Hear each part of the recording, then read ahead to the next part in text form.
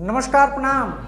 लालो नयका धमाका आ गई रंजीत सिंह जी के कमाल के भैया बवाल सॉन्ग जलवा छलकत जाए। गाने का बोल है जलवा छलकत जाए। कमाल का सॉन्ग है जिस गाने को सूरज सिंह जी लिखे हैं और इस गाने को अपने शुरू से सजाए हैं आपके चहेते अपाची स्टार रंजीत सिंह जी और उनका साथ दिए हैं शिल्पी राज जी।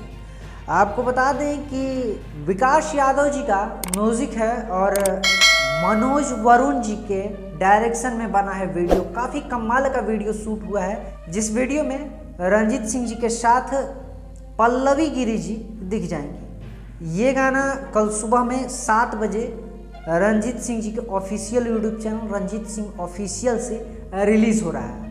तो जितने भी रंजीत सिंह जी के बड़े वाले फ़ैन हैं ना भैया, वीडियो को ज़्यादा से ज़्यादा शेयर कर दीजिए और रंजीत सिंह ऑफिशियल को आप लोग सब्सक्राइब नहीं किए हैं तो जाकर सब्सक्राइब कीजिए, क्योंकि जब गाना आएगा ना तो नोटिफिकेशन आप ही के पास जाएगा। तो चैनल को सब्सक्राइब कर लीजिएगा और जब गाना आएगा ना तो ढेर सारा प्यार आशीर्वाद दे दीजिएगा। मिलते हैं अगले वीडियो में, तब तक के लिए दीजिए इजाज़त। नमस्कार।